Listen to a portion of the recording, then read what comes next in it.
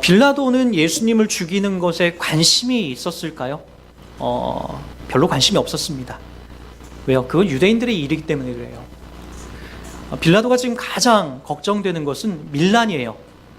사람들의 그 아우성거림, 그 울림이 혹시라도 저 로마에 있는 가이사에게까지 흘러 들어가서 자기가 파직될까봐, 이 총독으로 내려와 있는 이 유대 땅을 지배하지 못할까봐에 대한 두려움이 컸던 거지, 예수가 죽고 사는 문제에 대해서는 그렇게 관심이 없습니다. 그러나 그도 양심이 있죠. 가만히 아무리 예수를 훑어보고 훑어봐도 예수가 죄가 있어 보이지는 않아요. 3번씩이나 나는 예수가 죄가 없다라는 것을 계속해서 부각시킵니다. 우리 18장 38절을 한번 보세요. 첫 번째 이렇게 얘기하죠. 빌라도가 이르되 진리가 무엇이냐 하더라.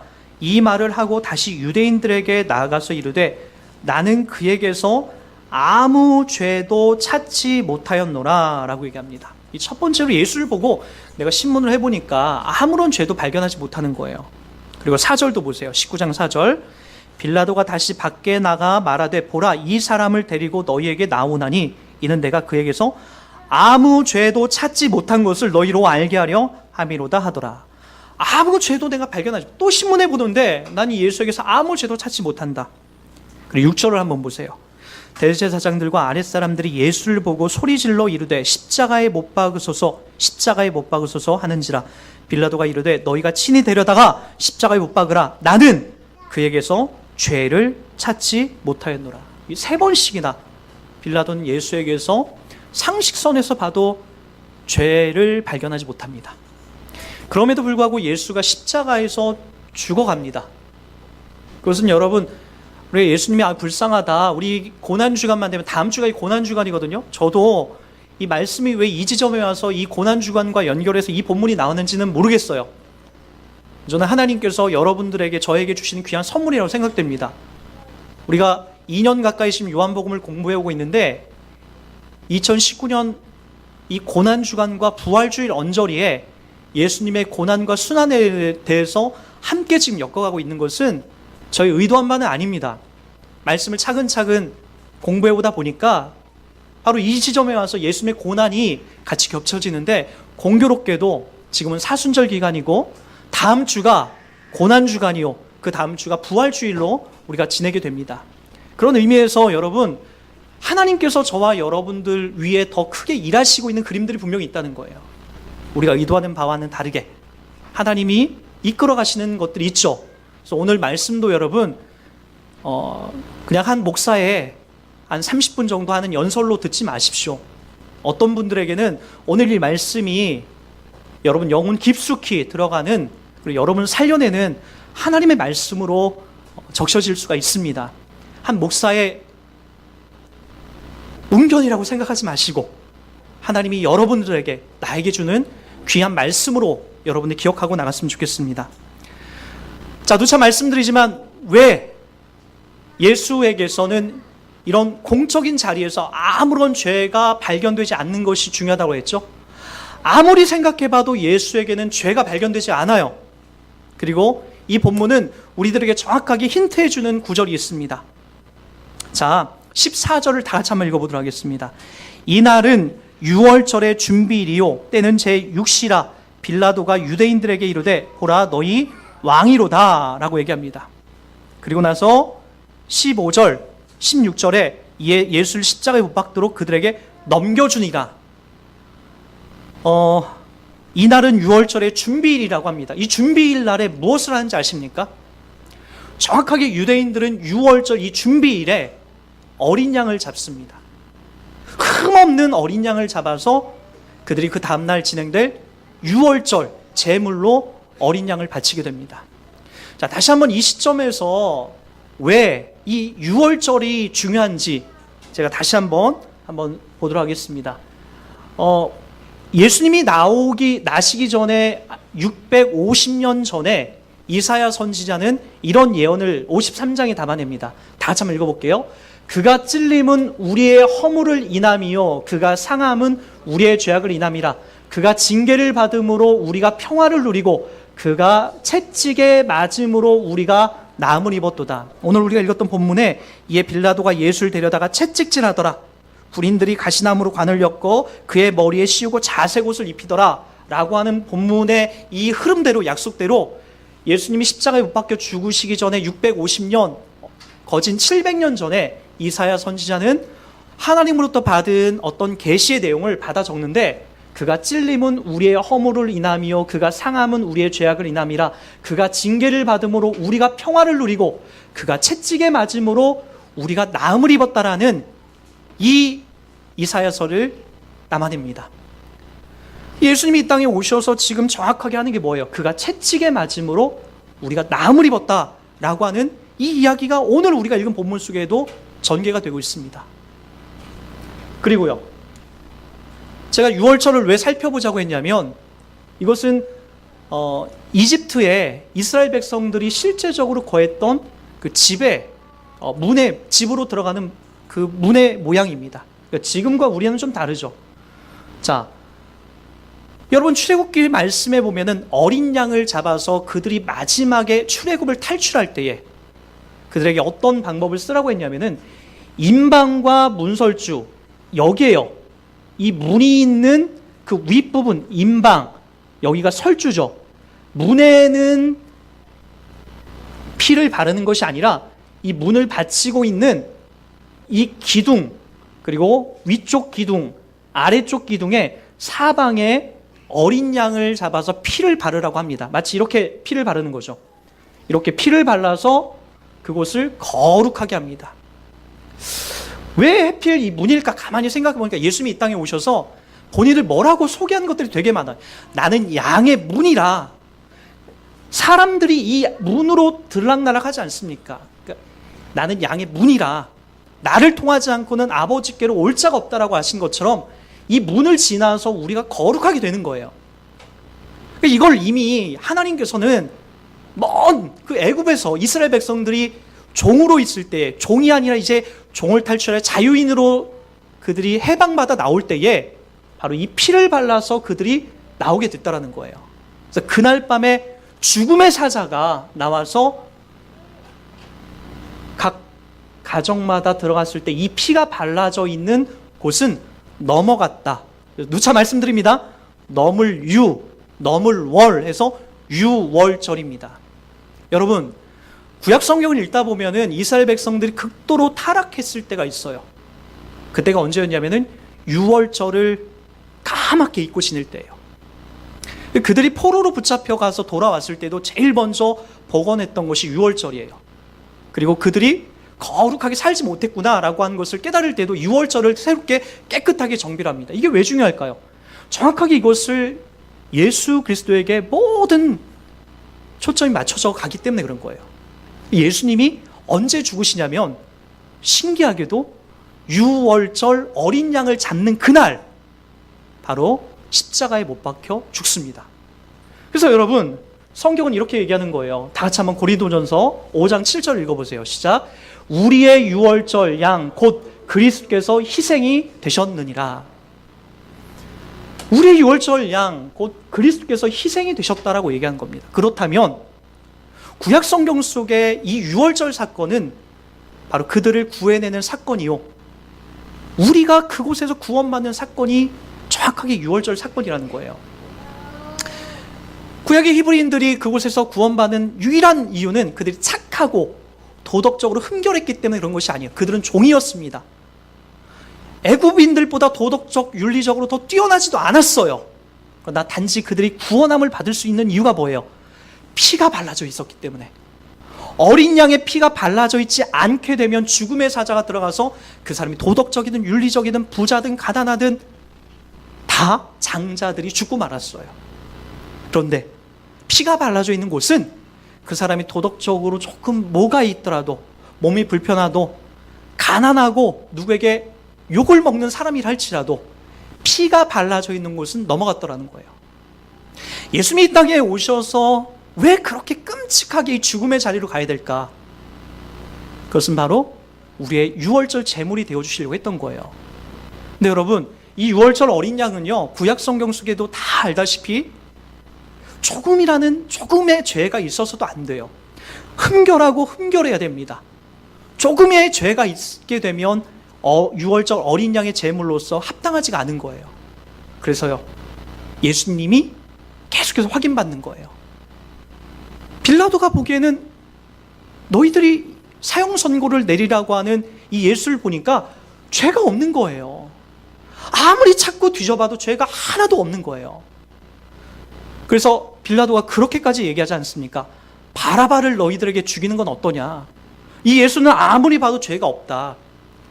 그러니까 이 바라바를 죽이자. 강도이기도 하고 정치적인 성봉가이기도 한 이 바라바, 극악무도한 이 바라바를 죽이자. 유대인들이 들고 일어난 겁니다. 뭐라고 하죠?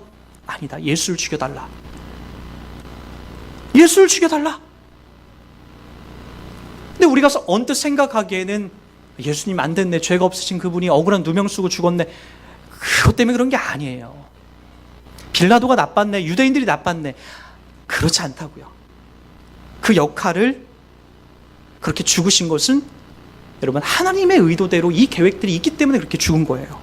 그래서 여러분 11절 말씀을 다 같이 보세요. 요한복음 19장 11절입니다. 예수께서 대답하시되 위에서 주지 아니하셨더라면 나를 해할 권한이 없었으리니, 이렇게 기록됩니다. 다시 한번요. 위에서 주지 아니하셨더라면 나를 해할 권한이 없다. 여기 10절에 빌라도가 이르되 내게 말하지 아니하느냐, 내가 너를 놓을 권한도 있고 십자가에 못 박을 권한도 있는 줄 알지 못하느냐. 빌라도가 그렇게 얘기할 때 예수님이 침묵하고 계시다가 이 문제 앞에서는 들고 일어섭니다. 뭐라고요? 하나님께서 나에게 이 길을 주신 거지, 빌라도야 네가 나를 십자가에 못 박을 권한이 있고 없고가 아니야. 빌라도야, 너의 권한에 의해서 그런 게 아니라 나는 그렇게 죽으러 이 땅에 왔어. 유월절 어린 양의 제물로 이 땅에 왔어. 라고 그렇게 항변하고 있는 거죠. 이게 왜 중요하다라고요?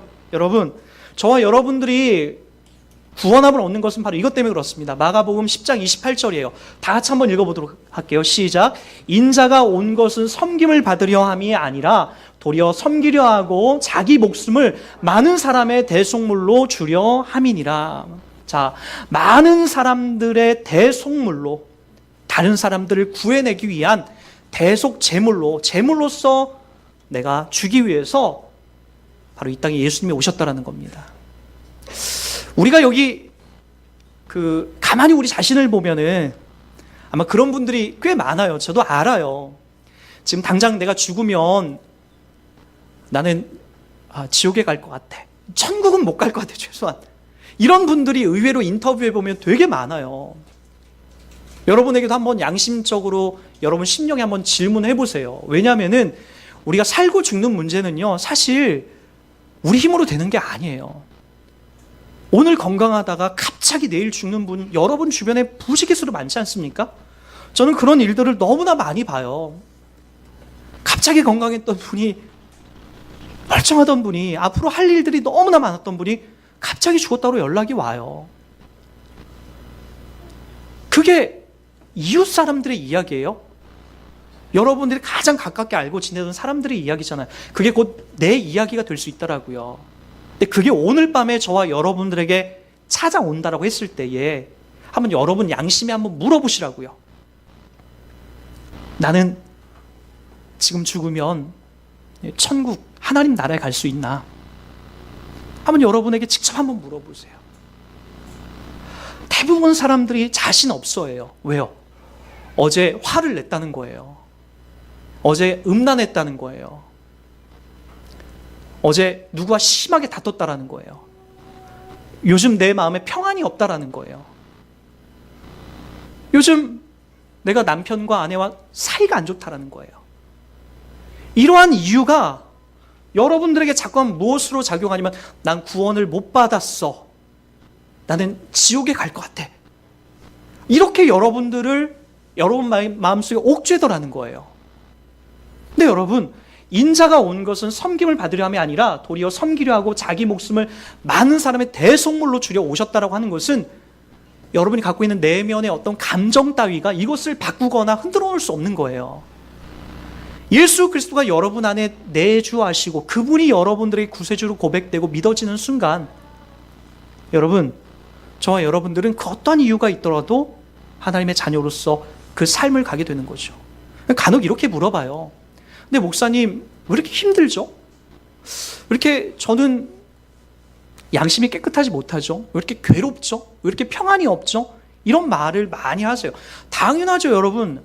여러분들이 하나님의 자녀임에도 불구하고 여전히 버리지 못하는 죄가 있고 타협하는 문제가 있고 여전히 여러분 속에서 갈등하는 모습의 죄악들의 모습들이 있다고 한다면 하나님이 그 안에 평안을 더 심어주겠습니까? 아니에요. 여러분 그거 정리할 때까지 하나님께서 여러분 마음을 더 복잡하게 폭풍이 일어난 마음으로 여러분 길러가실 겁니다. 여러분이 여전히 어떤 죄악의 문제로 근심하고 걱정하고 있다면 그 안에서 행복한 것은 그것은 정상이 아닙니다. 자녀를 키워보면 다 알아요. 자녀가 나쁜 짓을 하고 있는데 내 새끼 잘하네, 이럴 부모는 없습니다. 호되게 혼내야 되는 거죠. 그거 뿌리 뽑을 때까지 근신하고 벌을 줘야 되는 거죠. 그게 부모예요. 왜요? 사랑하기 때문에 그렇게 하는 거예요. 여러분 마음속에 내면에 내 안에 어떤 죄를 범해도 여전히 평안하다, 이건 거짓말입니다. 나쁜 짓을 해도 여전히 행복하다, 이건 거짓말이에요. 차라리 여러분 마음이 불편하고 힘들고 어려운 게 정상이에요. 왜요? 하나님의 자녀이기 때문에 그런 거죠. 죄를 짓고는 나쁜 짓을 하고는 내 마음이 편치가 않은 거예요. 근데 여러분 그 자리에서 빨리 죄악된 모습들을 벗고 일어나서 주님 앞으로 달려가게 되면 그 안에 진짜 천국이 내 안에 임하게 됩니다. 세상에서 줄 수 없는 그 기쁨과 만족이 내 안에 임하게 돼요. 주님과 동행하고 함께 사는 기쁨이 어떤 것인지 알게 되는 거예요. 그걸 저와 여러분이 살아야죠. 그게 바로 예수가 우리 안에 찾아오신 중요한 목적이요 자리가 되는 거죠. 그러게 여러분 안에 갈등이 있든 아니면 행복하든 예수 안에서 그것이 정답이라고 한다면 여러분들은 주님이 이 대속물로 주신 자가 분명합니다. 나 죄를 범해도 여전히 무감각하고 내 안에 평안하다, 죄를 지어도 기쁘다, 그건 아직 주님을 믿는 자들이 아닙니다. 여러분들이 이 지점에서 여러분 자신을 잘 점검하셔서 내가 이 대속물의 은혜를 받고 있는 자인지 그 삶을 받고 있다면 더 감사하시고 더 거룩한 삶을 담아내시고, 내가 주님을 믿으면서 내 마음이 너무나 불편하고 불안하고 힘들다, 그럼 여러분 내면을 깊이 살피셔서 내가 죄 짓고 있는 것은 뭐가 없는지, 범죄한 것은 없는지 한번 살펴보셔야 됩니다. 그러한 삶이 우리를 오늘 주님이 원하시는 그 거룩한 자리를 만들어가는 중요한 이유가 될 수 있다는 겁니다. 인자가 온 것은 바로 많은 사람의 대속물로 주려 함이다 라고 하는 것을 우리가 우리 속에서 이 주신 말씀을 잘 확인하고 살아가는 저와 여러분이 되었으면 좋겠습니다. 여러분, 그런 의미에서 예수님은 이 땅에 왕으로 오신 거예요. 이 당시에 어떤 왕의 개념은 지금 우리 대통령의 개념과는 다릅니다. 백성을 위해서 목숨을 바치는 거예요. 그래서 여러분 다 알다시피 아주 유명했던 왕이 알렉산더 대왕 아닙니까? 이른 나이에 왕으로 등위해서 헬라의 그 큰 힘을 갖고 그렇게 싸워 나갈 때에 그가 왕궁에서 편안하게 음식 먹으면서 있지 않았어요. 그의 왕의 그 모든 시즌은 다 전쟁을 하러 나갑니다. 그러니까 왕이 먼저 앞서 나가는 거예요. 왜요? 우리 백성 내가 지키고 보호하겠다는 그런 거예요. 내가 먹이고 내가 길러나겠다. 이 당시 모든 왕은 그렇게 역사하게 되는 거예요. 마찬가지입니다. 이 당시에 왕으로 오신 예수 그리스도는 우리를 기꺼이 책임지고 돌봐주시는 거죠. 여기 오늘 빌라도에게 주님이 그 이야기를 하신 것을 우리가 볼 수 있지 않습니까? 우리 한번 이 부분을 한번 읽어보도록 하겠습니다. 6절 말씀 보세요. 대제사장들과 아랫사람들이 예수를 보고 소리질러 이르되 십자가에 못 박으소서, 십자가에 못 박으소서 하는지라. 빌라도가 이르되 너희가 친히 데려다가 십자가에 못 박으라. 나는 그에게서 죄를 찾지 못하였노라. 유대인들이 대답하되 우리에게 법이 있으니 그 법대로 하면 그가 당연히 죽을 것은 그가 자기를 하나님의 아들이라 함이니라. 빌라도가 이 말을 듣고 더욱 두려워하여 다시 관정에 들어가서 예수께 대답하되 너는 어디로부터냐 하되 예수께서 대답하여 주지 아니하시는지라. 여기 왜 사람들이, 유대인들이 아우성거립니까? 자칭 예수가 하늘로부터 내려온 왕이다, 하나님의 아들이다 라고 한 것 때문에 그런 거예요. 사람들이 보기에는 저 힘없는, 기대했던 게 뭐죠? 저 예수를 보면서, 메시아를 보면서 기대했던 게 뭐예요? 힘과 권력으로 로마를 쳐부수고 우리 민족을 식민 지배를 받고 있는 유대인들을 통일시켜주는, 행복하게 잘 먹고 잘 살게 해주는 그런 왕을 원했던 거예요. 근데 예수는 정작 와서 어떻게 하죠? 한 마리 어린 양처럼 정말 힘도 매가리도 못 쓰고 이렇게 죽어가는 모습을 보면서 저 사람은 진짜 우리의 메시아가 아니다라고 얘기하는 거예요. 그러나 예수는 뭐라고 하죠? 내가 왕이다. 하늘로부터 내려온 하나님 아버지, 하늘의 왕께서 보내신 참된 왕이다라고 이야기를 하는 거예요. 그 왕이 하셔서 하는 역할이 뭐예요? 여러분, 저와 여러분 이 땅에서 잘 먹고 잘 살게 해주는 것, 물론 하나님이 하실 수 있는 겁니다. 네, 여러분, 궁극적으로 하나님이 하시는 것은 여러분을 책임지는 거예요. 여러분을 책임진다는 건 뭘까요?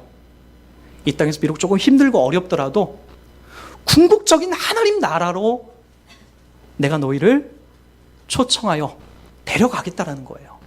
이게 바로 주님께서 우리들 가운데에 약속하신 중요한 자리예요. 그분은 그래서 우리의 참된 왕이 되신 거예요. 하나님의 아들이 돼서 이 땅에 오신 거죠. 저와 여러분을 그렇게 구해내시고 그리고 그렇게 지금도 그 왕의 역할을 성실하게 감당하는 거죠. 그래서 여러분, 예수님이 십자가에 못 박혀 죽으실 때요, 여기 위에 죄목이 있어요. 죄패가 있죠. 그게 뭐였냐면은 유대인의 왕 예수. 이렇게 예수님의 죄목이 여기에 걸리게 됩니다. 맞습니다. 예수님은 유대인의 왕, 우리를 구원하시기 위한 구약의 그 약속대로 오신 그 유대인의 왕이 맞습니다. 그리고 그 왕은 유대인의 왕을 넘어서 저와 여러분을 구원하시기 위한, 그리고 저와 여러분을 책임지시기 위해 이 땅에 오신 분명한 구세주 예수 그리스도가 맞습니다. 그 예수님을 믿고 있다라고 하는 것, 그 왕 안에 있다라는 것, 우리를 두려워할, 이 세상에 그 어떤 것도 두려워할 이유가 없습니다. 우리가 한번 이 말씀을 좀 찾아봤으면 좋겠어요. 마태복음 28장입니다. 18절부터 20절에 나옵니다. 우리 한번 읽어보도록 할게요. 예수께서 나와 말씀하여 이르시되 하늘과 땅의 모든 권세를 내게 주셨으니 그러므로 너희는 가서 모든 민족을 제자로 삼아 아버지와 아들과 성령의 이름으로 세례를 베풀고 내가 너에게 분부한 모든 것을 가르쳐 지키게 하라. 볼지어다 내가 세상 끝날까지 너희와 항상 함께 있으리라. 아멘. 세상이 끝났습니까? 안 끝났습니까? 세상이 끝났나요? 안 끝났나요? 아직 안 끝났습니다. 주님이 거짓말하는 자입니까? 거짓말을 하지 않는 분입니까? 거짓말하지 않습니다. 왜요? 우린 역사 속에서 이미 다 살펴봤습니다. 구약의 역사가 예수 안에 성취되고 있고 그 약속한 그대로 예수님이 오셨습니다. 그리고 그분은 부활하셔서 제자들에게 보여주면서 내가 얘기한 것이 사실이지 않느냐, 내가 하나 더 약속한다, 세상 끝날까지 내가 너희와 항상 함께하겠다. 제자들은 다 끝나고 없어졌어요. 그 제자들의 이야기를 부여받은 자들이 바로 저와 여러분입니다. 2000년이 지났지만 지금도 주님이 함께 하십니까? 안 하십니까? 함께 하십니다. 저와 여러분 안에 주님은 함께 하십니다. 이걸 놓치시면 안 돼요. 함께 하셔서 여러분이 범죄할 때마다 아프게 하는 거예요. 죄를 지을 때마다 고통스럽게 하는 거예요. 여러분 힘든 일, 어려운 일 당할 때마다 주님이 기도하시면, 주님께 기도하시면 내가 너와 함께하고 있다는 것을 느끼게 되는 거예요.